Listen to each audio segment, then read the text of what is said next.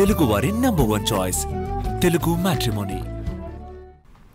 విధ్వంస పాలనతో వైసీపీ రాష్ట్రాన్ని 30 ఏళ్లు వెనక్కి తీసుకువెళ్లిందని అన్నారు సీఎం చంద్రబాబు.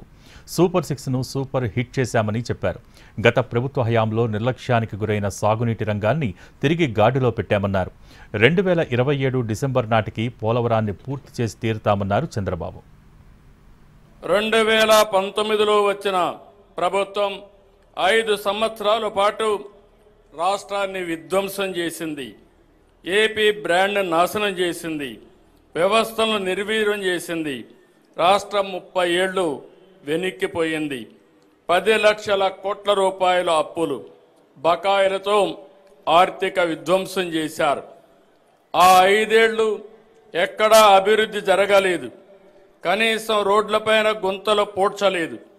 తవ్విన కొద్దీ గత ప్రభుత్వం చేసిన అప్పులు, తప్పులు, ఆక్రమాలు, అవకతవకలు వెలుగు చూస్తున్నాయి. పోలవరం నిలిచిపోయింది. అమరావతి ఆగిపోయింది. పెట్టుబడులు తరలిపోయాయి. సుపరిపాలనతో సాగిన ఏడాది పాలన ఎంతో సంతృప్తినిచ్చింది. ప్రజల మద్దతు, మా సంకల్పం, దేవుడి దయతో విధ్వంసం నుంచి వికాసం వైపు ప్రయాణం చేస్తున్నాం. నేను ఈరోజు సవినయంగా సగర్వంగా చెప్తున్నా, కూటమి ప్రభుత్వంలో సమిక్షేమానికి సాటి లేదు, అభివృద్ధికి అడ్డు లేదు, సుపరిపాలనకు పోటీ లేదు. ఇది రికార్డ్. ఎన్నికల హామీలుగా ఉన్న సూపర్ 6ని సూపర్ హిట్ చేశాం.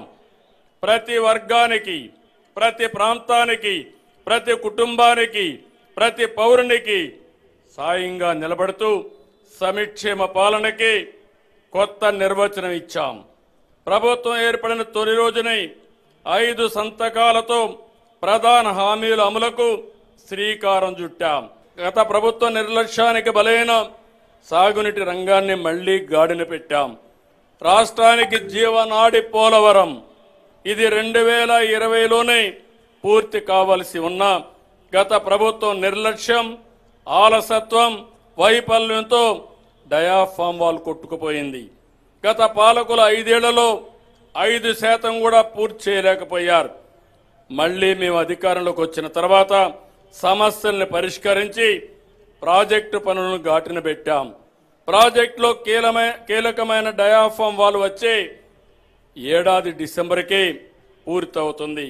2027 డిసెంబర్ నాటికి పోలవరంని పూర్తి చేసి జాతికి అంకితం చేసే బాధ్యత ఈ ప్రభుత్వం.